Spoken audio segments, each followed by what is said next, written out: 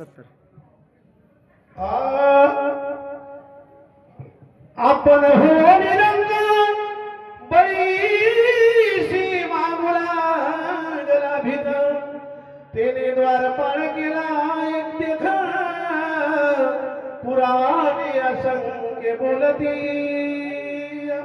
मंगलम भगवान मंगलम गरुडध्वजा मंगलम पुंडरीकाक्षो मंगलायतनो हरि नमामि सच्चिदानंदम सद्गुरु सांब सदा शिवम येषां चरण सानिध्यात् नसे संसार बंधन.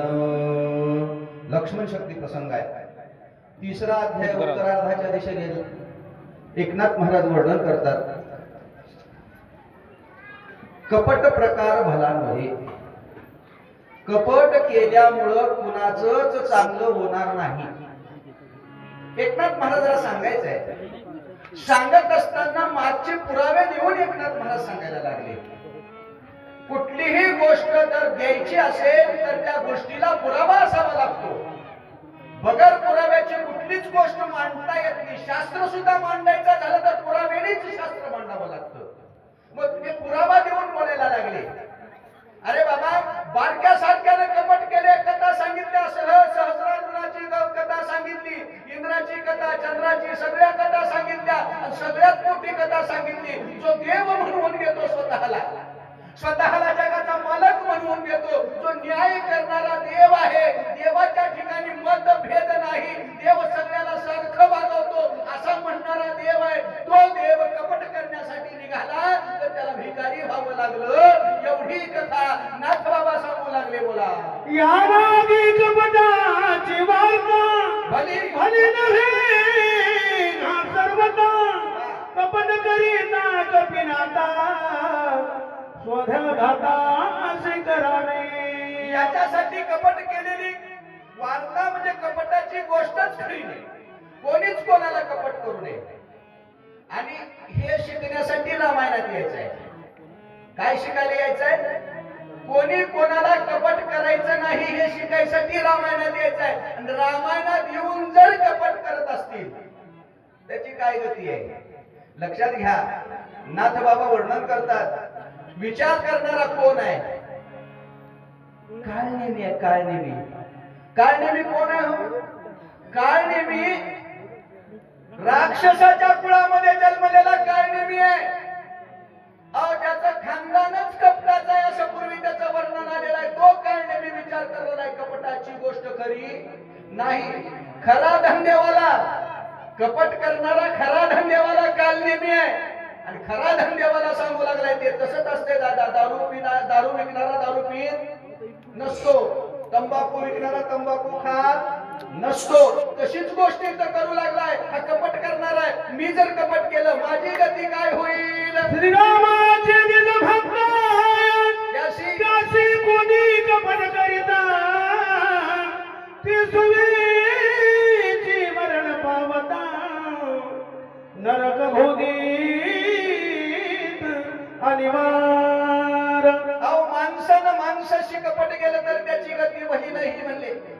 आणि रामाच्या भक्ताबरोबर ज्यानं कपट केलेला आहे त्याला नरकाला गेल्याशिवाय दुसरा पर्याय नाही. बरं का, साधू ओळखायला आला तर साधूला नमस्कार करा. तुमच्या गावला जर एखादा महाराज आला ना, त्या महाराजाची योग्यता तुम्हाला कळाली तर त्या महाराजाच्या पाया पडा, महाराजाला या बसा म्हणा. आणि त्याची योग्यता जर नाही कळाली ना तर उगीच त्या महाराजाला नावं ठेवत बसू नका. हे असलान, हे तसलान, हे तेन का, तर त्याची योग्यता तपासण्याचा तुमच्याकडे अधिकार नाही. म्हणून एकनाथ महाराज त्या ठिकाणी सांगतात, जो साधू आहे, जो संत आहे, जो सज्जन आहे, याच्या बरोबर जर कपट करण्याचा प्रयत्न केला तर त्याची गती भली नोही म्हणतात. हनुमान श्रीरामाचा किंकार श्रीराम भजनी अति तप्तारा त्याशी कपाट करी जो नर त्याचे शरीर हनुमंत याचा अधिकार काय आहे? अखंड खंडेना जीवन राम कृष्ण नारायण एवढ्या अधिकाराने ज्यानं जीवन जगलं, श्वासा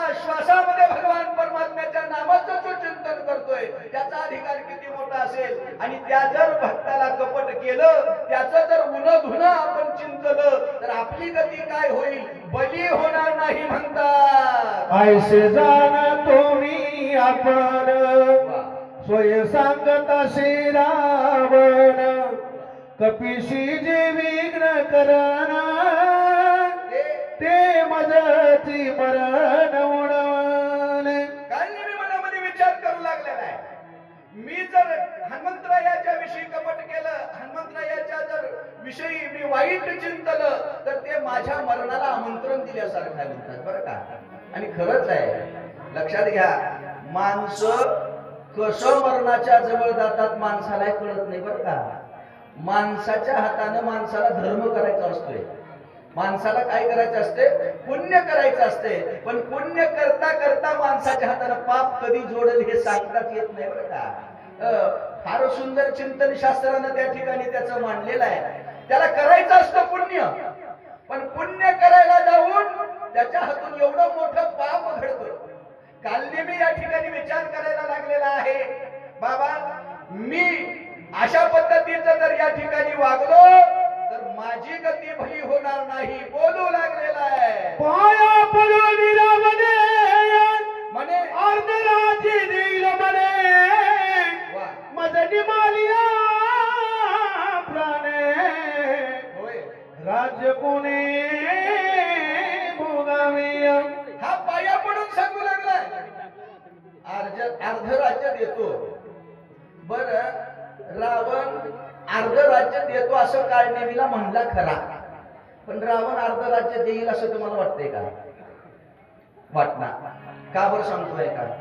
काळनेमीनं जे रावणानं जे राज्य कमवलंय ना, ते राज्य त्यानं दुसऱ्याचं वरबडून घेतलेलं आहे.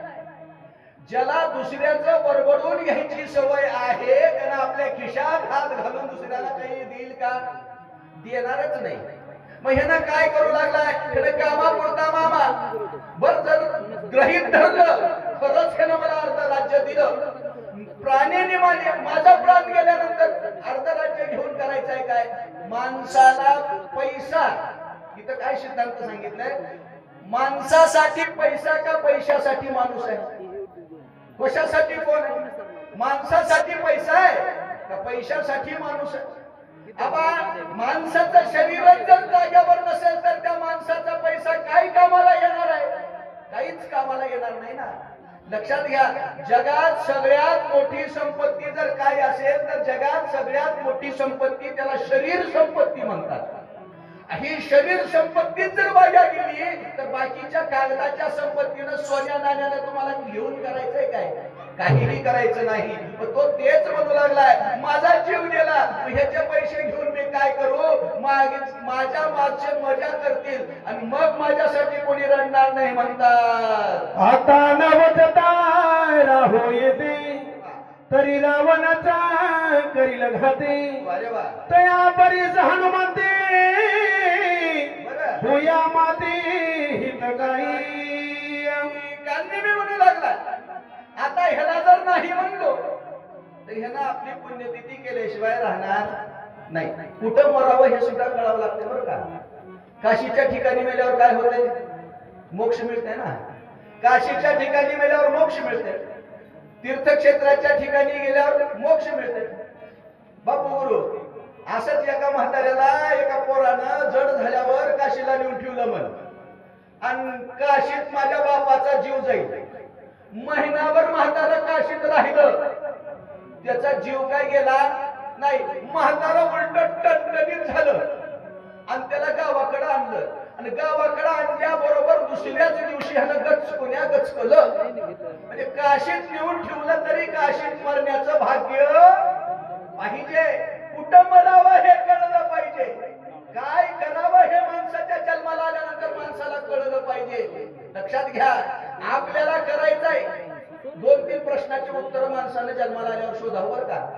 मी आलो कशासाठी, मला करायचंय काय, आणि मला जायचंय कुठं? या 3 प्रश्नाचे उत्तर जर माणसाच्या जीवनामध्ये माणसाला मिळाले ना तर त्याच्यासाठी दुसरा परमार्थच नाही ना बाबा बोलतात. हनुमान सभाय श्री गुणात श्रीराम प्रेमी सदा डुलत राजाचे निमात घात कृतकृतार्थ मी झालो या मारुतीरायाच्या हाताने जर माझा मृत्यू झाला तर काय होणार आहे? आवाज बरोबर करा बरं. माझा जीवनाचा सार्थक भाग सिद्ध होणार आहे. कृतकृतार्थ मी होईन. रावण मारेल, नरकाला जावं लागेल. दुसरं द्या. आणि हनुमंतरायाच्या हाताने जर मी मेलो तर स्वर्गाला मला त्या ठिकाणी प्राप्ती मिळेल. एवढा स्वतःच्या हिताचा विचार करू लागलेला आहे. आयुष्य विचारोनी मानी वा. मानतीत रावण वचानी हो. तुझी आज्ञा उल्लंघोनी वा. सामर्थ्य जनी असे जगामध्ये मान द्यायला शिकावं लागतं. कारण रावणाचं जर नाही ऐकलं तर रावण मारणार आहे. म्हणून रावणाला ह्यानं खोटा मान द्यायला या ठिकाणी सुरुवात केली. म्हणले बाबा तुझ्या वचनाला उल्लंघन करण्याचं माझ्यामध्ये सामर्थ्य नाही. तू म्हणशील ती करायला मी तयार आहे. कालनेमीनं स्वतःच्या हिताचा विचार करायला सुरुवात केली. आपल्या हिताचो असे जागता धन्य माता पिता तयाची स्वतःच्या हिताचा विचार कालनेमीनं केला. बोला ऐसा कोण आहे थोर जो उल्लंघू शके तुझे उत्तर वेगे करोनी नमस्कार निशाचर उसळला. अरे बाबा तुझं वचन उल्लंघन करण्याचं सामर्थ्य माझ्यामध्ये नाही. आणि तू म्हणतोस ते करायला मी तयार आहे. अशा कालनेमीनं रावणाच्या समोर वचन भाग दिला. उड्डाण मारला. कालनेमी पुढे पर्वतामुळे जग मारुती वा. तेव्हा आपण गेला शीघ्र गती हो. माया केली अति निगुती वा. तेही निश्चिती परिसावी. उड्डाण मारली. मारुतीराया पोहोचण्याच्या अगोदर कालनेमी पोहोचलाय तिथं बरं का. आधी गाडी कोणती जावं लागेल हो. जी गाडी सुरुवातीला सुटली ती गाडी आधी पोहोचावं लागेल की. ती गाडी पोहोचली नाही. नंतर सुटलेली गाडी पुढे गेली आहे. तसंच राहते बघा. शेतामध्ये पेरतेत बी आणि बियाच्या आधी उगवते गवत. बियापेक्षा तणाला वाढ असते. पुण्यापेक्षा पापाला वाढ असते. लक्षात ठेवा. पापाची गती ही पुण्याच्या गतीपेक्षा अधिक कितीतरी गती त्याची पापाची कितीतरी गती मोठी आहे. एक गोष्ट पुण्याची माणसाच्या हाताने घडली तर 100 गोष्टी पापाच्या माणूस करतो. लक्षात ठेवा. एकच गोष्ट पुण्याची घडती आहे पण 100 गोष्टी माणूस पापाच्या करतो. म्हणजे पापाची गती पुण्याच्या गतीपेक्षा अधिक आहे. म्हणून कालनेमी हनुमंतरायाच्या अगोदर तिथं पोहोचलेला आहे. हे जाऊन रक्षण केला समुद्रमाल फळझळे संपूर्ण वृक्षारोपण अतिरम्य. तिथं गेलं फळ मुळ तळ काय काय केलं. आपण एवढे आग्रह होते आपण निशाल दिशे उपवासी नंतर गेले उदर कपाटी. तिथं गेला अंगाला इबितीच्या पट्ट्या लावला. पोटपट्टीला खपाटीला घातला. जुनाट महाराज झाला. हो हो हो हो. परिधान त्याशी वल्कलांबर हरी वक्री वाढले जगू फारा अति विचित्र भासती. महाराज झाला. महाराज पाठ पोट एक झालं. बघा महाराज असावं का महाराज व्हावं. महाराज असावं लागते पण महाराज व्हायचीच गडबड चालली आता. हसलेले महाराज बघायला मिळणार. झालेले महाराज आहेत ते झालेले कसे झालेले माहितीये का. पंढरपूरच्या यात्रेमध्ये राहते तर हाडप्या उचलणारे ते महाराजापेक्षा बेस्ट राहते. अहो तुमच्यासारखा महाराज एक तर त्याच्या पुढे फिका पडावं लागेल. कार टोपी कार इस्त्रीचे शर्ट धोतर कार अगदी बघितला की आबा बाबा बाबा बाबा बाबा पुण्या मोठ्या घरचा महाराज कुठला विद्वान आहे की वाटावं. कारण काय आहे बाह्य वेशावर जग भुलत असतं आणि तसंच आहे बाहेरच्या वेशावरच जग भुलतं बरं का. काय भुललाशी वरलिया रंगा. काय आहे आणखीन एक सांगतो जाता जाता महाराज. तुमच्या गावाला जर महाराज बोलविलो, ते महाराज जर एसटीनं आला तर त्या एसटीनं आलेल्या महाराजाच्या आडवं किती जण जातात? एकही जाईना. आणि कार मध्ये बसून आलेल्या महाराजाच्या किती आडवे जाताव म्हणतो. अय, महाराजाच्या मागे पळताव का कारच्या मागे पळताव? आणि महाराज एसटीनं येणाऱ्या महाराजाचा भाव आहे का कारनं येणाऱ्याच्या महाराजाचा भाव आहे? महाराजाचे पैसे आहेत का कारचे पैसे आहेत? कशाचे पैसे आहेत? लक्षात ठेवा. मला सांगायचंय काय, आपण बाह्यांगानं भुलून जातो आणि बाह्यांगानं भुलून गेल्यानंच आमची फसगत होते. इथं सुद्धा तेच होणार आहे. काय नेहमी हुबेहूब महाराज झालाय. कसा महाराज? हात लिंगा बुडाले के साथ वान प्रश्न रूप देता जप करीता एकाग्र.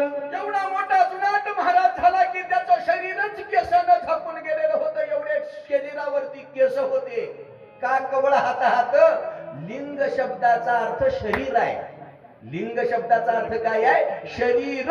त्याचं सगळं शरीरच केसानं झाकून गेलं. इथं ते सांगताना सांगणाऱ्याची गोची होते, भ्रम होते. लिंग बुडाले केसात का कवळ हातात. अरे बाबा, माणसाच्या संरक्षणासाठी देवानं माणसाच्या शरीरावर केस दिलेले. कशासाठी दिले? माणसाच्या शरीराचं संरक्षण व्हावं म्हणून. मग त्या केसाने झाकलेल्या शरीराचा महाराज त्या ठिकाणी दिसू लागला. कसा होता पुढे ऐका. हाती घेऊन जप मारी बुबुळी निली भवया तळी. जय राम. जय शिखे तरी मुद्रा लाविली तैशी शैली दिसत आहे. हातामध्ये जपमाळ घेतलेली आहे. खेचरी मुद्रा, वरी डोळे केलेले, जप करण्याचं नाटक करू लागलाय. बघणाऱ्याला वाटावं महाराज कसा घालोनिया वज्रासन करोनिया एकाग्र मन भगवत धरोनी ध्यान पाहे आगमन कपिते हरी. आसन घालून बसलेला आहे. आणि अशा परिस्थितीमध्ये बसलेल्या काळनेमीला बघितल्याच्या नंतर एकनाथ महाराजाला एक दृष्टांत सुचला बरं का. एकनाथ महाराज म्हणतात, जसा पाण्यामध्ये बगडा दिसावा तसा तो दिसू लागलेला आहे. आता बगड्याचा दृष्टांत काय घेतला पुढे आहे का. उदका माझी सेवक जैसा कोणी सात्विक चळवासी पुण्य श्लोक ऐसा देखा दिसत असे. बगड्याचा दृष्टांत घेतला. काय राहते माहितीये का, शास्त्र रचना करत असताना सिद्धांत आणि दृष्टांत याचा समन्वय साधला पाहिजे. लक्षात घ्या. बगड्याचा दृष्टांत का दिसला? बगडा कोणासाठी घेतला? महाराजासाठी बगडा घेतला. बगड्याचा रंग कसला महाराज? पांढरा. महाराजाचा रंग कसला? पांढरा. बघा आता आणखीन त्याचं गणित बघा. महाराज बगड्याची अवस्था कशी आहे? पाण्यामध्ये एका पायावर उभा टाकलाय, डोळे झाकल्यासारखं केलाय, मान खाली घातलेली आहे. मग त्याची जनता म्हणजे मासे. माशांनी बघितले म्हणजे पुण्या गावचा महाराज आलाय, म्हणजे पाटोद्यावरून बोलिवलाय, म्हणजे लांबून महाराज बोलिवलाय. पुण्या गावचा आहे, अहमदपूरहून बोलिवलाय. नाही पुण्या गावचा आहे, मुखेडहूनही बोलिवलाय म्हणजे महाराज. अहो एवढा मोठा मोठा महाराज दिसलाय, लांबचा महाराज दिसलाय. मग चला त्याच्या दर्शनाला जावं. एक आले, दोन आले, महाराज हल्ले नाहीत, डुलले नाहीत. 5-25 ज्या वेळेस मासे पायाखाली आले त्यावेळेस महाराजांनी आपली करामत दाखवली. गट गट गट बस आली या दृष्टीतळी वा वा कटकावली सगळा गिळी वा. देवी राक्षस कपट मिळी कपी आगमन शैली पाहत असे.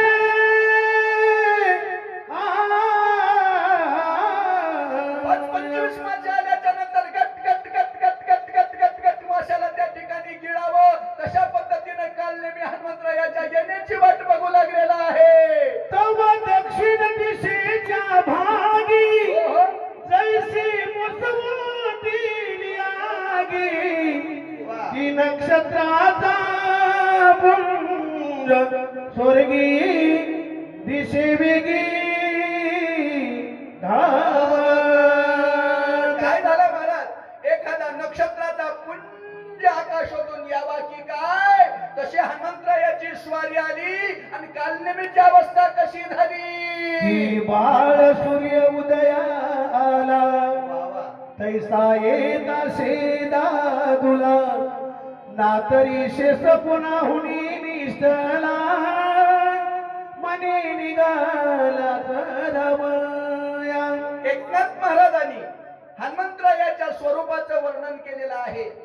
तिथं शब्द वापरलाय येत असे दादूला. लक्ष्मण शक्ती प्रसंगामध्ये 2 वेळेस दादूला शब्द वापरलाय. एक दादूला शब्द हनुमंताविषयीचा वापरलाय आणि एक दादूला शब्द लक्ष्मणाविषयीचा वापरलाय. दादूला कुणाला म्हणावं, दादूला पत्नी पतीला दादला म्हणते. का बरं दादला म्हणते, त्याचं कारण आहे का. पती पत्नीसाठी काहीही करू शकतो म्हणून दादूला आहे. बघा, पत्नीचा जीव वाचवण्यासाठी पती काहीही करू शकतो, स्वतःला विकू शकतो, स्वतःची जायदाद विकू शकतो, काहीही करू शकतो. कोणासाठी, पत्नीसाठी.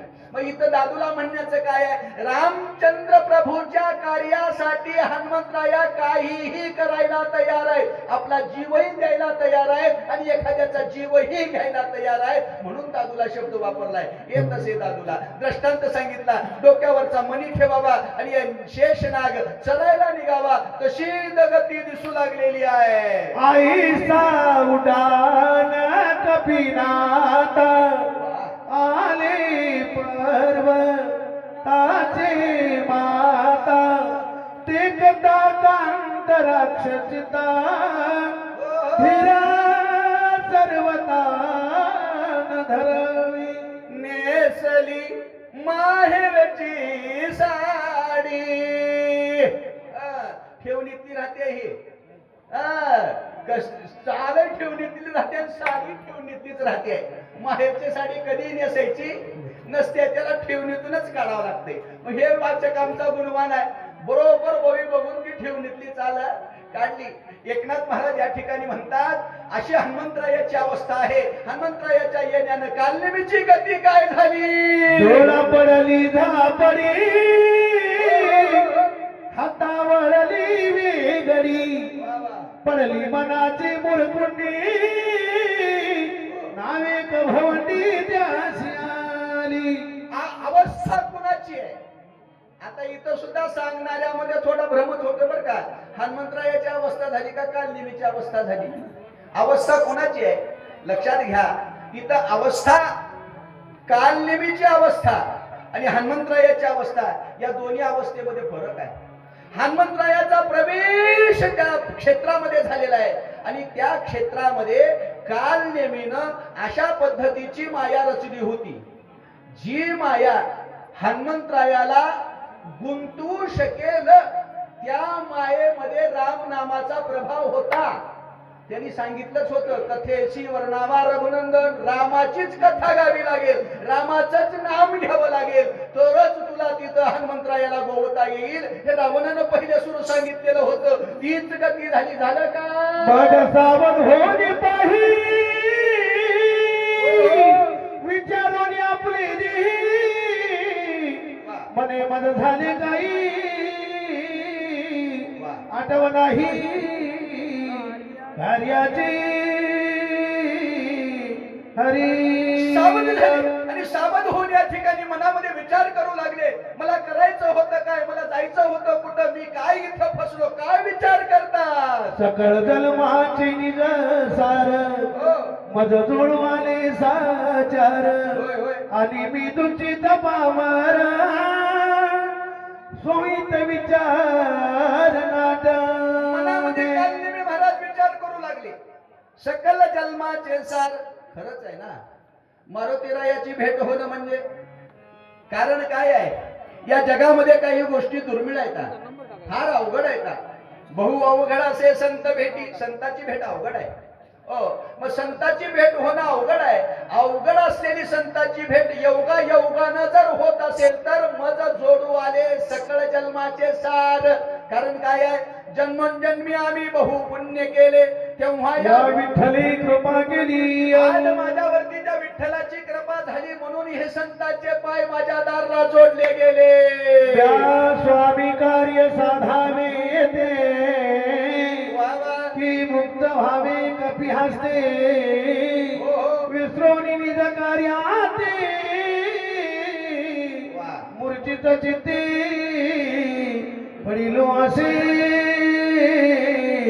हरी. मी काय करावं? मी स्वतःच्या हिताचा विचार करावा का माझ्या रावणानं सांगितलेल्या कार्याचा मी या ठिकाणी पार पाडावं? मला या ठिकाणी काही करत नाहीये. मला जे करायचं आहे ते मी आता माझ्या मनाने करणार, माझ्या स्वतःच्या हिताचाच मी विचार करणार, आणि प्रत्येकानं तेच केलं पाहिजे बरं का. माणसाच्या जन्माला येऊन स्वतःच्या हिताचा विचार करण्यासाठी जन्माला आलो माय आपण. आपल्याला देवानं जन्माला कशासाठी घातले? देवे देह दिला गोमटा भजना गोमटा. भजनाला भजनाला नाही, आता उलट झाले ते. देवे देह दिला भोजना गोमटा. काय आहे? खावं प्यावं आयुष करावं मरून जाऊ. देवानं देह कशाला दिलाय? देवानं देह दिलाय या जन्मामध्ये आपली सार्थकता करण्यासाठी. मनुष्य देहाचे निदाने सच्चिदानंद पदवी घेणे, एवढा अधिकार नारायणे कृपा अवलोकने दिदला असे, पण कळला नसे. दिलाय अधिकार पण आम्हाला कळाला नाही. इथं अधिकार काय नेमिला कळाला आणि स्वतःच्या हितासाठी सज्ज झालेला आहे. ऐसे विचारून मनी स्वस्त बैसना असदी, कपिने देखील दुरोनी मग धावणी तेथे आला.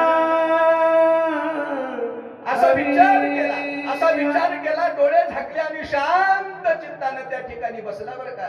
मारुतीरायानं त्याला त्या ठिकाणी पाहिलं आणि मारुतीराया काय नेहमीकडे धावत गेले. आता इथं सुद्धा गंमत आहे बरं का. मारुतीरायाला बुद्धिमत्ता वरिष्ठ म्हटलं जातं. मारुतीला बुद्धिमत्ता वरिष्ठ म्हणतात ना. मारुती सर्वज्ञ आहे, भक्तामध्ये सगळ्यामध्ये श्रेष्ठ असणारा मारुती आहे. पण मारुतीला सुद्धा काळ नेमीचं खरं स्वरूप पहिल्या दर्शनामध्ये घडलं नाही, दिसलं नाही. याचा अर्थच एवढा आहे, लक्षात ठेवा. याचा अर्थच एवढा आहे, वाईटपणा एवढा मजबूत असतो, चांगुलपणा असणाऱ्या माणसाला तो कधीच कळत नाही. लक्षात ठेवा, कधीच कळत नाही. चांगल्या माणसाला वाईट माणसाचा वाईटपणा कधीच कळत नाही. कधी कळतोय? अगदी त्याच्या जवळ गेलं तरच कळतोय. लक्षात ठेवा. म्हणून एकनाथ महाराज या ठिकाणी सांगतात, काळ नेमीच्या बाह्य स्वरूपाला पाहिलं, कपाळाला गोपीचंदनाचा टिळा, गळ्यामध्ये तुळशीची माळा. तसंच आहे महाराज, आमच्या गळ्यामध्ये तुळशीची माळा आहे, कपाळाला गोपीचंदनाचा टिळा आहे, म्हणून आम्ही महाराजावर का. लोक पाया पडल्याच्या नंतर आमच्यासारखे महाराज बेडपुळी फुगल्यासारखं फुगते. काय लोक आमच्या पाया पडलेले तर कशामुळे पाया पडलेले तर अरे बाबा, गळ्यात तुळशीची माळ, कपाळाला गोपीचंदनाचा टिळा, देवाचं नाव तोंडात आहे म्हणून तुझ्या पाया येतात. आणि असं असलं तर, आणि असं नसलं तर कोण पाया पडते? कोणीच पाया पडत नाही. लक्षात ठेवा महाराज, बाह्य वेशाला सुद्धा किंमत आहे. लक्षात ठेवा. त्याला पोशाख म्हणायचं, पोशाख. पोलीस माहिती आहे तुम्हाला, पोलीसवाला जर साध्या ड्रेस मध्ये आला त्याला कोण घाबरेल का? कोण भिल का? भेणार नाही, घाबरणार नाही. त्याला ओळखू सुद्धा ते लोकाला येणार नाही. आणि त्यानं जर त्याच्या युनिफॉर्म मध्ये आला तर त्याच्या जवळ कोणी जाणार नाही. ही पावर आहे. कशाची पावर आहे? पोशाखाची पावर आहे. म्हणून महाराज होण्याच्या अगोदर आपला पोशाख बदलावा लागतोय. महाराज होण्याच्या अगोदर आपला पोशाख बदलावा लागतोय. ड्रेसिंगवर यावं लागते, पोशाखावर यावं लागते. लक्षात ठेवा, महाराजाला जेवढी किंमत नाही तेवढी महाराजाच्या पोशाखाला बरं का. आता हे आम्हाला घडलेलं आहे. लक्षात ठेवा. आता हे कसं घडलेलं आहे? आता आमचे तात्या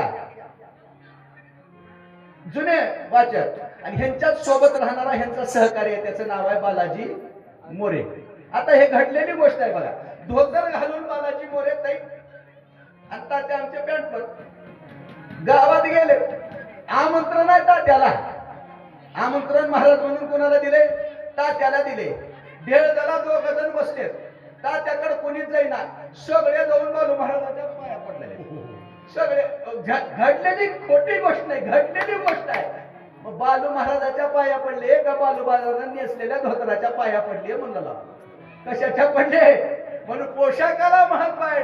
या लक्षात ठेवा. त्या बाह्य पोशाखावर हनुमंतराया भुलले गेले म्हणतात. द्रोणी देखील तापसा वा वा.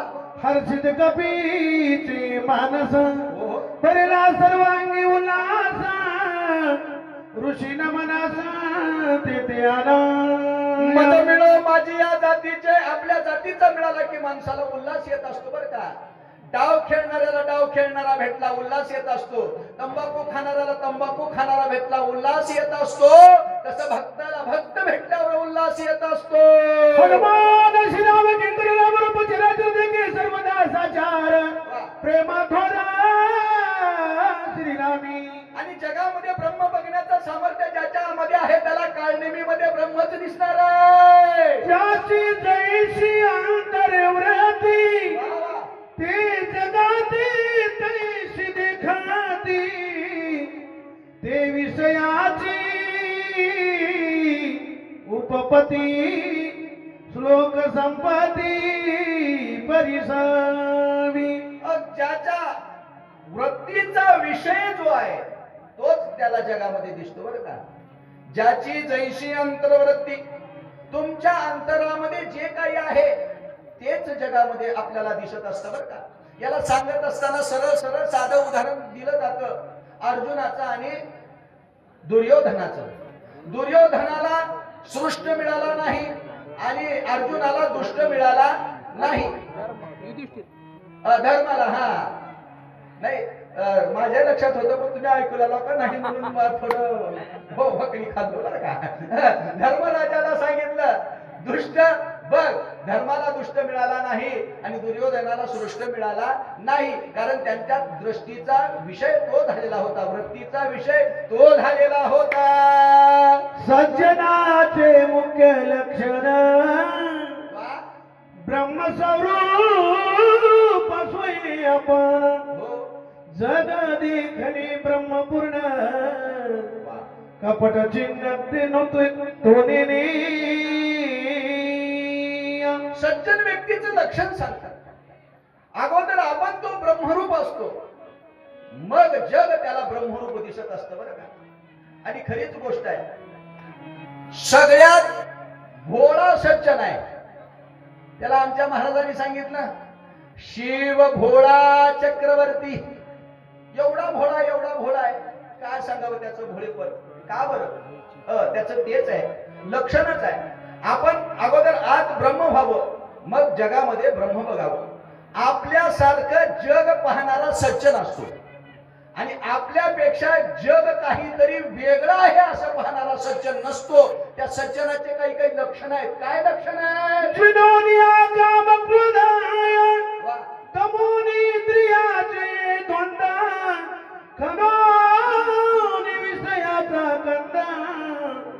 परमानंद पावनीय.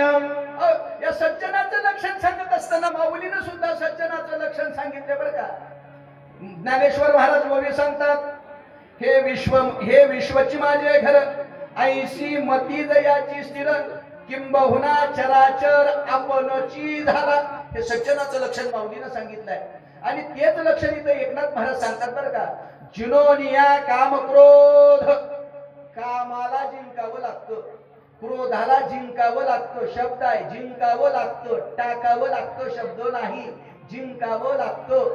कामही टाकता येत नाही, क्रोधही टाकता येत नाही.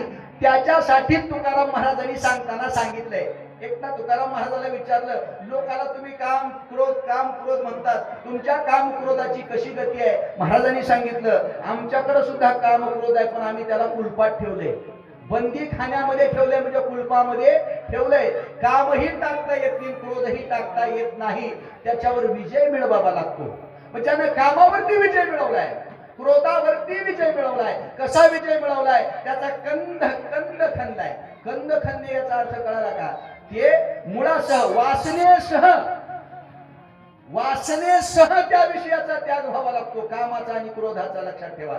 नाहीतरी कसं होतंय, दूध तापवायच्या भांड्यासारखं होतंय. दूध तापवायचं भांड माहितीये का? त्याच्यामध्ये आमटी फोडणी टाकायची आणि पुन्हा त्याला धुवून घ्यायचं आणि दूध तापवायला ठेवायचं. दूध फुटून जाते, दूध तापत नाही. का बरं तापत नाही? तर त्याचं कारण आहे, त्या भांड्याला शिल्लक राहिलेला आमटीचा वास. तसंच आहे, आमच्या ठिकाणी वासनेचा वास जरी शिल्लक राहिला तरी कामावरही विजय मिळवता येत नाही आणि क्रोधावरही विजय मिळवता येत नाही.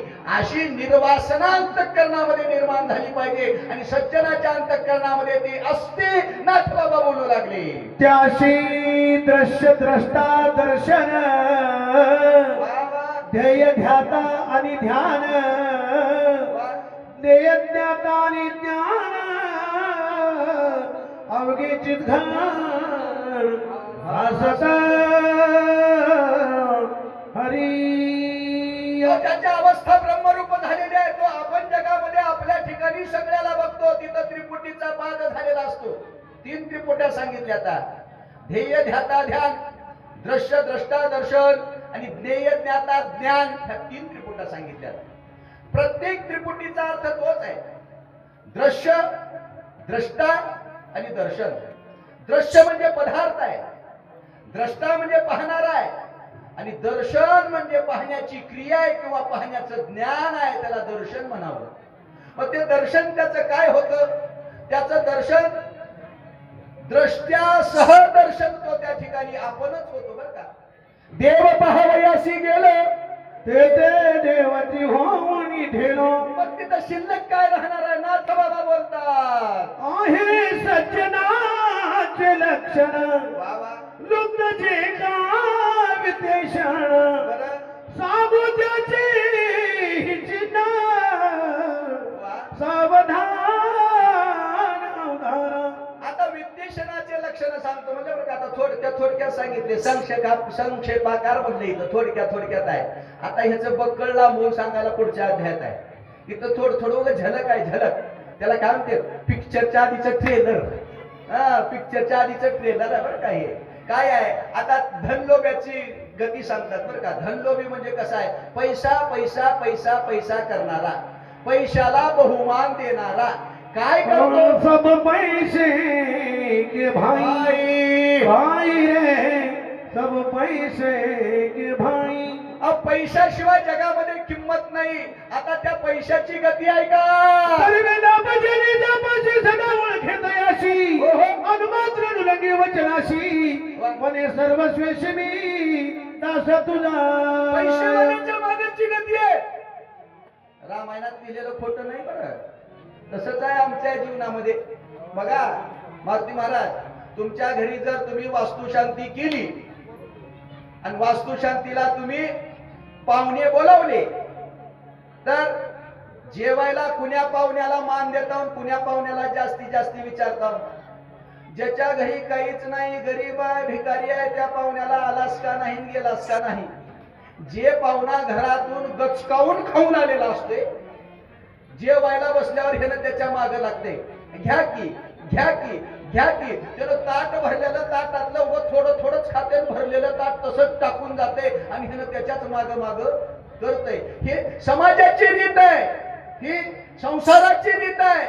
पैशाच्या माग जग लोभलेला आहे, गुंतलेला आहे. कसं गुंतलेला आहे? देखे धनवंत व्यवहारी, सौजन्य त्याशी अति आधारी, विरक्त देखून एक सारी, सोयदातारी बैसाविया.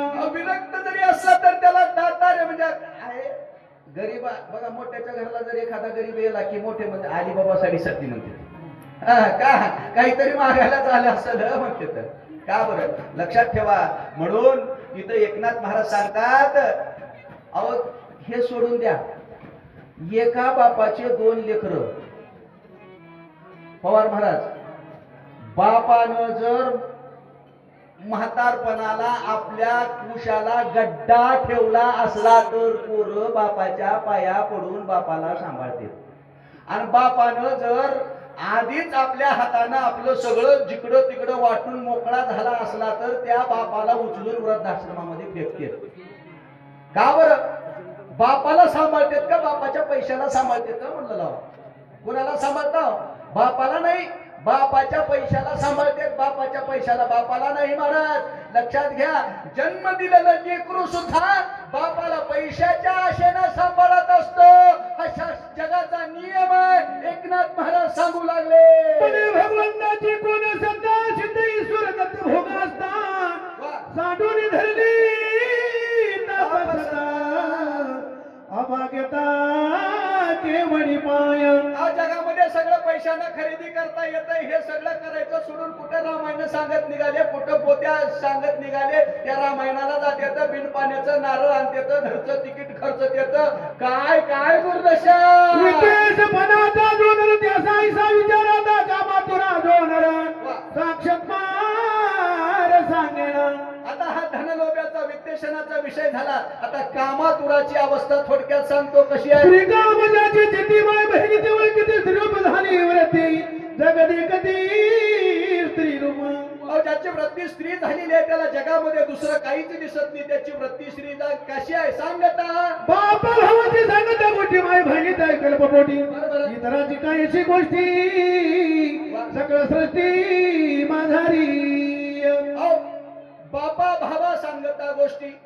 बाप आहे, भाऊ आहे, त्याच्या बरोबर लेख बोलत उभा टाकली आहे. पण ह्यानं म्हणतंय म्हातारं बिघडलं, कोणती पोरगी आहे की. आणि म्हातार पण ह्यानं डोक्यात विचार करते. लक्षात ठेवा, रामायणामध्ये हा विषय कशासाठी आला लक्षात ठेवा. आज समाजामध्ये हा विषय आपल्याला उघड्या डोळ्यानं पाहायला मिळतो. निर्भयासारखे प्रकार आपल्या समाजामध्ये घडतात. कशासाठी घडतात? या विषयासाठीच ते निर्भयासारखे प्रकार आपल्या समाजामध्ये घडतात. लक्षात ठेवा, 5 वर्षाच्या मुलीवरती बलात्कार होण्याच्या घटना या प्रत्यक्ष डोळ्यानं पाहायला मिळतात. एकनाथ महाराजांना त्या काळामध्ये आजच्या काळाचं भविष्य माहिती होतं, म्हणून कामामध्ये लुप्त झालेल्या जीवाचं दर्शन सांगू लागलेले आहे. हनुमान साधुरत आगाद अरे वा, साधुरत अभेद बोध हो, तेरे राक्षसाचे कपट भेद साधुत्वे सुद्धा नमवाला. हनुमंतराया साधू होते, त्याला जग सगळं साधू दिसत होतं. समोरचा व्यक्ती महाराजच म्हणून त्याच्यावर विश्वास ठेवला, त्याच्या जवळ आलेला. दिव्यास्त्र मोनरमध्ये कुण्या महात्मा मन करिता पलंगवा अतिस प्रेम हरिरंगे. मारुतीराया जवळ आले. जवळ आल्याच्या नंतर त्या साधूच्या शरणांगतीला त्या ठिकाणी जवळ केलं. काय म्हणाले? येरू स्वामी कार्याती कुशळ आला देखो निगोलांगुळ कातली लोटांगण प्रबळ शरण कमळ वंदामया. आता हा कालनिमित्त अत्यंत हुशार होता. आणि कपटी माणसं हुशारच असतात बरं का. मोका देख के चौका मारणारे माणसं राहतात, कपटी राहतात बरं का. त्यानं म्हणला आणि असा आलाय म्हणला. आल्याच्या नंतर त्यानं धावत 2 पावलं आला, तर ह्यानं धावत 2 पावलं गेला. म्हणला महाराज या कुण्या गावचे आहो, कस काय आला, इकडं काय काय बोललो.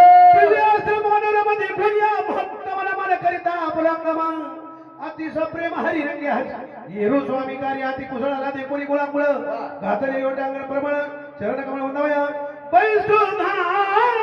वरासन आदिले चरण साधना जीवन अर्ध पादे आदि संपादन पूजा विधान मांडले. बसायला आसन टाकलं. आसनावरती महाराजाला बसवलं. पाय धुण्यासाठी पाणी आणले. महाराजाच्या पूजेची तयारी चालू झाली. नम्र होऊन याती आनंद अत्यंत शरण चुरावया धावत आणि लांबळमुळे समर्थ कपिशी आदिता करावया. असा त्या भावाला प्रगट करण्यासाठी काय नेहमी पडत गेला आणि मारुतीरायाच्या चरणाला लागला. आणि काय केला? स्वामी अंगीकारावी फळमुळ प्राशन करावे शीतळ जळ मार्गी शिरले ते बहुधा बहुळ शैद कल्लोळ सर्वांगीय. महाराज बसा, 2 घोट पाणी प्या. अंगाला घाम आलेला दिसू लागलेला आहे. बरच लांबून आलेले दिसतात. विनंती केली. दिसतोशी जैसा रामदूता वानर तनू ग्रहित बरं. कोण कार्या त्वरित तुम्ही येणे गेले. अहो, वानराचं शरीर या ठिकाणी दिसू लागलेलं आहे. रामाचे भक्त आहेत असं मला या ठिकाणी वाटू लागलेलं आहे. मग इथं येण्याचं कारण काय, प्रयोजन काय, या विचारू लागलेलं आहे. म्हणाल तू काय जानसी बरं. मज भेटी झाली बहुत ऋषीशी. अरे वा. त्याशी सांगितले वार्तेशी बरं. ऐक तुझं पाशी सांगेन. तुम्ही माझं बोलणं ऐकून तुम्हाला वाटेल मी रामाचा भक्त आहे असं कसं मला म्हटलं, तर मी सुद्धा काय कधी कधी रामायण ऐकलेला म्हणले. मला पुण्या महाराजाची भेट झालेली आहे आणि त्या महाराजांनी मला उलट सुलट काही सांगितलेलं ऐकून ध्यानात ठेवला. राम लक्ष्मण दोघे बंधू दोघे पितृवचनाशी निगती वेगी हो. कर्मोनिया मासोंगी वना वेगी पयाले. राम लक्ष्मण दोघं भाऊ होते. बापाचं वचन पालन करण्यासाठी अरण्यात आले. पुढे जाता पुरुषाचा अद्भुत परिषदा तो कपिनाथ आवडी उठली बहुता अनुचरिता परिसाबया. त्या मुखातून रामाचं नाव निघालं. रामाची कथा त्या ठिकाणी निघाल्याच्या नंतर याच्या सर्वांगाला उल्हास निर्माण झाला आणि रामाची कथा सोयवारी ऐकण्यासाठी भंगिले पदावर कोणाने रावणाचे काळे तोंड झाडले भागवाचे बळवंड याचा प्रचंड घेतले. सीते सप्रेम सोगे जण वना निघाली आपण मारुणी राम राक्षस दारुणा वाळी ही जाण मारिला. राज सुग्रीवा दिल्ली वानर श्री आपले कीर्ती वाले युद्ध देखील म्हणून पुसले उत्तर स्वागत असुया तुझा सनात करावी मज जरी ते कशी अधिकार वज जीवीचे गुज तू सांगू. अरे हे सगळं कसं काय, रामायण सांगितलं हुकत चुकत मागं पुढं सांगितलं बरं का. रावणाचं काळ तोड झालं, सीतेचं स्वयंवर झालं, मग पुन्हा हे वनाला आले, वालीला भेटले, वालीला मारले, सुग्रीवाला जवळ केले, वानराचं शरीर दिसलं म्हणून तुला रामाचा भक्त आहेस म्हणता. रामाची निदकता तापसमुखी ऐकता उल्हास झाला कपिनाथा देखोनी सादर तावानरी. आता ही रामाची कथा ऐकल्याच्या नंतर हनुमंतरायाला त्या ठिकाणी उल्हास निर्माण झाला आणि हनुमंतराया बोलायला लागले. श्रीरामास्ता धनुष्ठानी रावण कपट रूपे येऊनी शून्य आश्रमध्ये कोणी श्रीराम पत्नी चोरिली. आता ही कथा सांग लागली. ही कथा कशी आहे बरं का, आता का पुरतं रामायण म्हणायचं ह्याला. हे कशासाठी कथा सांगू लागले, हे कथा सांगण्याच्या माग प्रयोजन आहे. मी कशासाठी इथं आलो हे सांगण्याचं उत्तर द्यायसाठी ही कथा आहे बरं का. ही कथा म्हणजे रामकथा, त्याला रामायण सांगण्यासाठी सांगण्यात आले. तर ही अनुसंधानानं सांगायला लागले. त्याने विचारलं होतं इथं कसं काय येणं केलं, त्याचं उत्तर देतात. बाबा पूर्वी काय झालं, रामचंद्र प्रभू वनवासाला निघाले. वनवासाला निघाल्याच्या नंतर काय काय घडलं. ते सीतेच्या धामजाशी श्रीराम निघेवेगेची मार्गे आली होता. राक्षसाची श्रीराम त्याशी मारिले. वालीने पाणी सुग्रीवाची हरली. श्री राजाशी रामे मारून त्याशी सुग्रीवाशी तापिले. सुग्रीव राजा मावेर सकळ वादनाची वाद झाली. श्रीरामाचे किंकर बद्धोपकार होऊन दोघा पडले अंतिम फत्य. समुद्री शिळा बांधल्या देखत लागत आणि मेष एकच लंका समुख येथे झाले. युद्ध झाले. घोरांतर रावण प्रधानी सुकुमार त्याने मारिले सुधार मारिले समुद्र एक एक धुके खळला रावण. घेऊन ब्रह्मशक्ती आपण सुमित्राची लक्षण शक्ती धारून हानितली. शक्ती भेदून राधे अशी निघून गेली. भविष्य हाती करता सुमित्राची पहिला निश्चित निश्चय स्थित वाचवावया सुमित्राशी. उत्तर उत्तर देव आलो औषधी सूर्य नदे उदयाची मदत दोरीशी असे सांगितले सकळ व्रत तू तापस स्वीतेची अति विख्यात म्हणून माझी मनोगत शीघ्र कार्यात साधावा. अरे बाबा या तापसाला सांगितली सगळी कथा. रावणानं सीतेचं हरण केलं. सीतेच्या शोधामध्ये राम निघाले. बऱ्याच राक्षसाला मारलं. वालीचा वध झाला. सुग्रीवाला आपलेस केलं. आणि सुग्रीवाचं सैन्य घेऊन सुवेळांचल पर्वतावरती रामचंद्र प्रभू आले. राम रावणाचं युद्ध झालं. रावणानं लक्ष्मण शक्ती मारली. लक्ष्मणाचा प्राण धोक्यामध्ये आहे. त्याला वाचवायसाठी औषधं न्यायला मी इथं आलेलो आहे. तू मला विचारला होतास कशासाठी आलास. आता माझं काम झालं. आता औषधीचा पत्ता सांगशील का? विलंब न करावा जन्मथा औषधी सांगाव्या समजता भास्कर उदया येता मज तत्वता झाले असे हात जोडली विनंती केली. मला उशीर करू नका. सूर्य उदय होण्याच्या अगोदर औषधी घेऊन मला जायचं आहे. बोलू लागलेले आहे. कोटी मद कबींद्र बाबा रूप पाहशी पाहून निरोप सत्वला मद द्या माया. मला जर तुम्हाला या ठिकाणी निरोप द्यायचा आहे, रामाच्या कार्यामध्ये मदत करायचा, औषधी सांगा. शिविताची सज्जनाची उदक वा, अंतर पुनीत होय देख बरं बरं. प्राप्त होय जरी अन्नदिक ब्रह्मसुखा देख तू पावी. तुम्हाला पाहिजे का? म्हणजे बघा, एक तळ आहे आणि त्या तळ्यामधलं घोटभर पाणी पिलं की तुम्हाला दृष्टी प्राप्त होणार आहे आणि या औषधीचं तुम्हाला दर्शन होणार आहे काय? आसच नगर चे आन घ्यावे बळे ची मागून नाही तरी आपण जीवन तरी मागावे. सज्जनाचा घरचा अन्न, अन्नामध्ये ताकद असते दादा. अन्न खाल्ल्यानंतर माणसाची बुद्धी बदलते. ऐका, अन्न माणसाच्या बुद्धीमध्ये कसा पालट पाडतो. आपल्या अनुभवातली गोष्ट सांगतो. माय लग्न होईपर्यंत माय म्हणते आहे माझा बाळ्या माझा बाळ्या. लग्न झालं की 4-6 महिने गेले की म्हणते आहे लग्न झाल्यापासून बाळ्या बदललायच म्हणते. का बरं बदलते त्याचं कारण सांगतो. ऐका, लग्नाच्या आधी त्याची माय त्याच्या हातानं भाकर करून त्याला घालते माझा राजा माझा सोन्या म्हणून त्याला भाकर खाऊ घालते. माईच्या हातची भाकर खाते, माई सारखं बोलते. लग्न झाल्यावर माय म्हणते आता तुझं भाजलंय, तुला भाकर घालणारी आली आहे. म्हणजे तुला भाकर घालणारी माझा नवरा म्हणून माझा नवरा म्हणून भाकर खाऊ घालते आहे. आणि भाकर खाऊ घातल्यावर म्हणजे कोणाचं माईचं ऐकणं पुन्हा बायकोच ऐकते. कारण काय, जसं खावं अन्न, जसं अन्न खाल्लं तसं माणसाची बुद्धी होती आहे. म्हणून सज्जनाच्या घरचं, वारकऱ्याच्या घरी जेवायचं आहे, दुसऱ्याच्या घरी जेवायचं नाही. कितीही मोठं पंचपक्वान्न जर असेल दुसऱ्याच्या घरी जेवायचं नाही. ऐका, मी स्वतः ब्राह्मण आहे. ब्राह्मणानं परान्न खाऊ नये. पण मी ब्राह्मण असून वारकऱ्याच्या घरी अवश्य जेवतो. तुमच्या घरी जर मी वास्तुशांती केली ना, तुम्ही माझ्या पाया पडून जरी मला जेव घातलं तरी मी जेवत नाही. आणि वारकरी म्हणून जर तुमच्या घरला आलो तर चटणी भाकर खाल्ल्याशिवाय परत जात नाही. का बरं? तर त्या अन्नाची सात्विकता असते.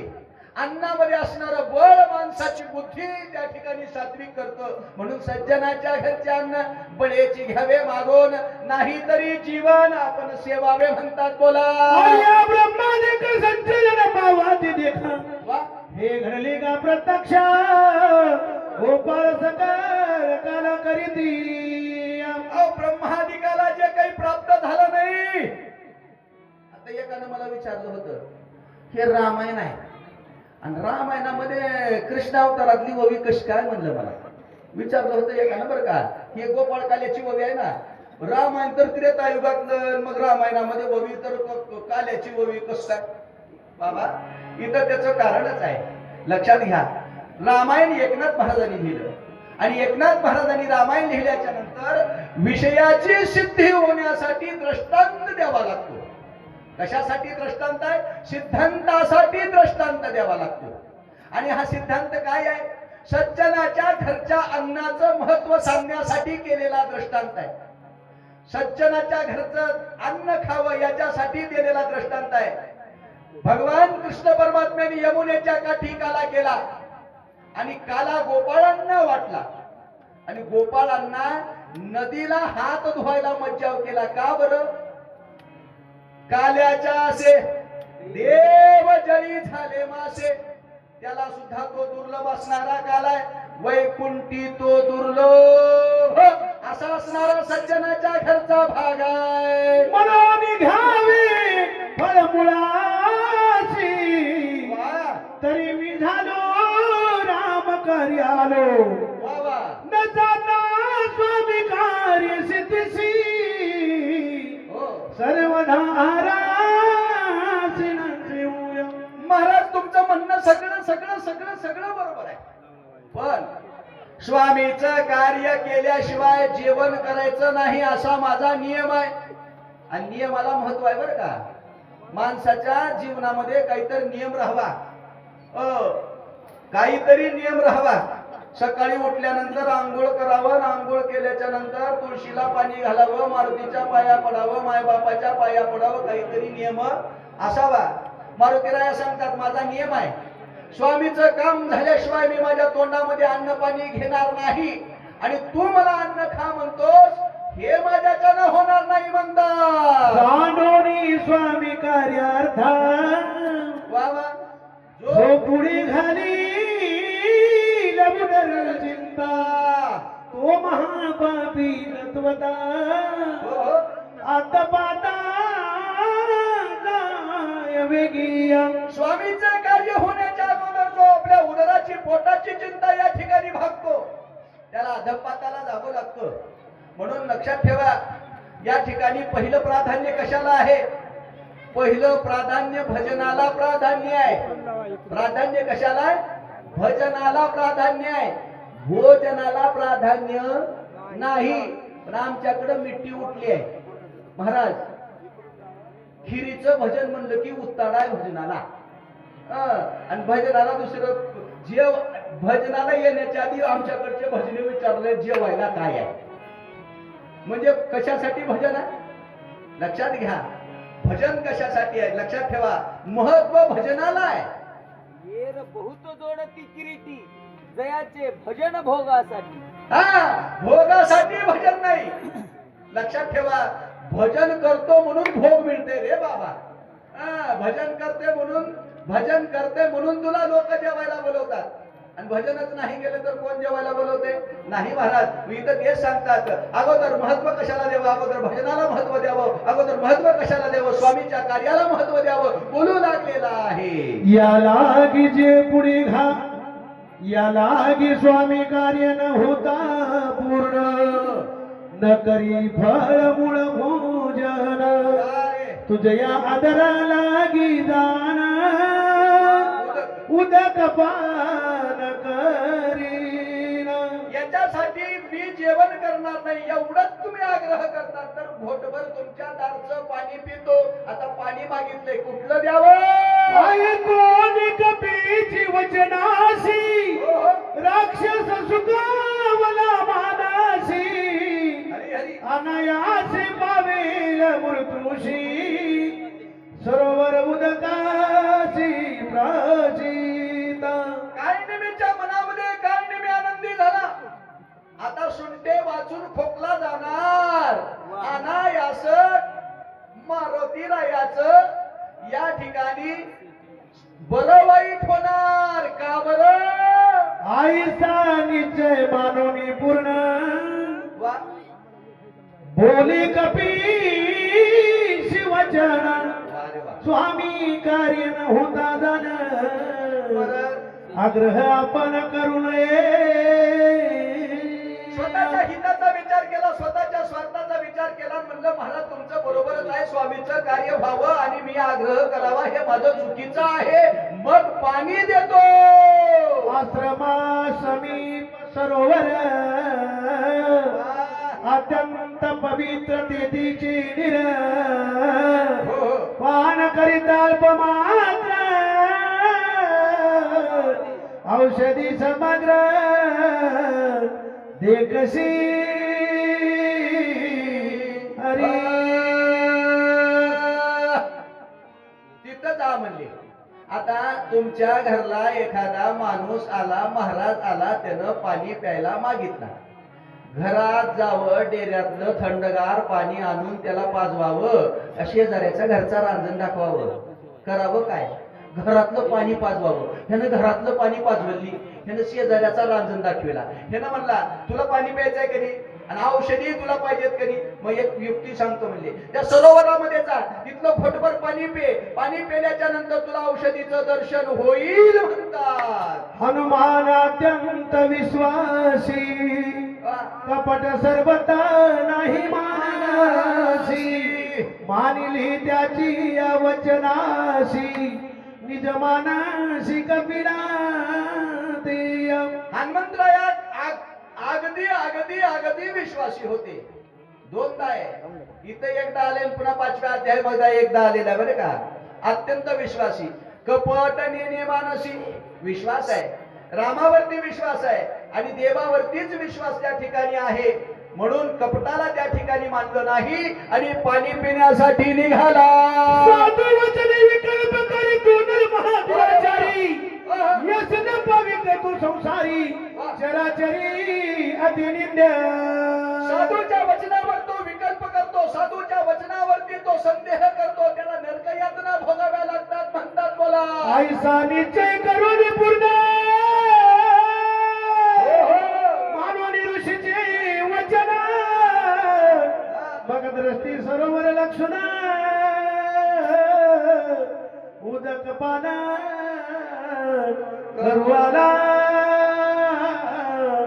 हरी. हनुमंतरायानं साधूच्या वचनावरती विश्वास ठेवला, सरोवराच्या ठिकाणी पाणी पिण्यासाठी आला आणि काय केलं? उदक पान हनुमंत करावा, उदका धरी गदाची माहित पायी त्वरित धरियलाय. पाणी प्यावं म्हणून पाय उदकामध्ये ठेवल्या, ठेवल्याबरोबर पायाला धरलेला आहे म्हणतात. ब्रह्मशापे सबळग्राही हनुमानदा धरिला दक्षिण वाही, येरुने द्रावीर पायी भायनाई कोणाचे. ब्रह्मशापानं शापित झालेली होती, ग्राही झालेली होती, उजव्या पायाला धरलं. काय केलं? स्वभावेने द्रावीर त्यावेळी श्रीरामाचा किंकर, तपस्यके काळ चक्र ग्रह किंकर काय त्यापुढे. रामाच्या भक्ताला त्या ग्रह किंकराची काय चिंता आहे, किती ताकद आहे. करोनी श्रीराम नामे भूमुकार, जय श्रीराम. माया सुडिता सत्वर, कडे पडली वेग उत्तर, दिव्य शरीर नादरी. हनुमंतरायानं पायाला धरलेल्या मगरीचा त्या ठिकाणी विचार बघितला. जय राम श्रीराम जय जय राम नामाचा पुकार केला, पायाला हसरा मारल्याबरोबर मगरी कडेला पडलेली आहे. कपटे करोनी सर्वदा श्रीराम भक्ताचे पाय धरिता, कळी काळाती हानोनी नाता, साप निर्मुक्ता सत्संगेय. कपटानं जरी साधूच्या पायाला लागलं. ऐका काय सुंदर चिंतन एकनाथ महाराजांनी सांगितलंय. कशाही भावनेनं, तुमची भावना काय याला म्हणे, कशाही भावनेनं संतांकडे जा. लक्षात घ्या, कशाही भावनेनं संतांकडे जा, तुमचा उद्धार झाल्याशिवाय राहणार नाही. कारण संतांच्या चरणामध्ये, संतांच्या वास्तव्यामध्ये, संतांच्या संगतीमध्ये जीवाची गती आहे. इतरत्र ती गती जीवाला कुठंच भेटणार नाही. लक्षात घ्या, नद्या या जगामधल्या तुम्हाला सगळ्या माहिती आता, पण त्या नद्या कुठून कुठून आणि कशा कशा जातात, कुठून कुठून जातात, कशा कशा जातात, पण शेवटी सागराला मिळतात आणि सागराला मिळाल्याच्या नंतर त्या नदीला पूर्णत्व प्राप्त होतं. तसंच या जीवाचं आहे.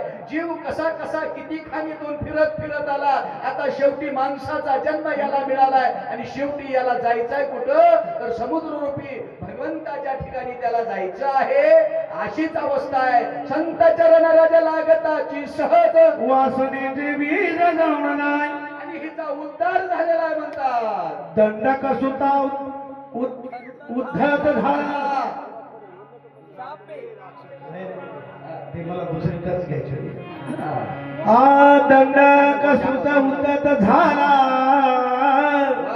सापे राक्षसत्व पावला, तो अंगता पाहणीत ना तत्काळ केला निर्मुक्त हरी. दंडकाच्या सुताला शाप झाला, तो ब्रह्मराक्षस वर्चस्व होऊन फिरायला लागला आणि त्या अरण्यामध्ये गेल्याच्या नंतर अंगदाच्या हातानं त्याला ज्यावेळेस चापट बसली तो मुक्त झाला म्हणतात दक्षशापनार्दाची दोन मूर्त स्थिर राहशी वा. तो द्वारकेला हे वर्षानुवर्षी सतसंगशी शापन बाधी नारदाला शाप होता परंतु द्वारकेमध्ये हजारो वर्ष राहत होता म्हणतात बोला जळजळग्राही शापनात लागता हनुमंताचे मदन खान झाली सुद्धा सुखाधान शांत चरणी हनुमंताच्या पायाचं नख लागल्याबरोबर ती ग्राही होती ती मुक्त झाली संतांच्या चरणामध्ये असणाऱ्या सुखाचं वर्णन करता येत नाही म्हणतात. लागता कपीचे नकाग्रा वा. साजली शापजन्य शरीर लाहोनी अवयव सुंदर गगना सत्वर उसाळली काय झालं? हनुमंताच्या पायाचा स्पर्श झाल्याबरोबर त्या मगरीचा उद्धार झाला शापजन्य शरीर तिनं टाकलं दिव्य अशा प्रकारचा देह तिला धारण झाला आणि आकाशामध्ये उभी टाकली अंतरिक्ष गगनांतरी लाहोनी बोलत सुंदरी वा. विजय होई कपी केसरी निरंतरी राम प्रेमी गगनाच्या ठिकाणी राहिली आणि बोलायला लागली हे हनुमंतराया तू विजयी हो जय राम श्रीराम जय जय राम कुंडली गौरणी हरिविठ्ठल श्री ज्ञानदेव तुकाराम राजा रामचंद्र भगवान की जय कपिवर्य महारुद्र हनुमान की जय थांबा थांबा थांबा अति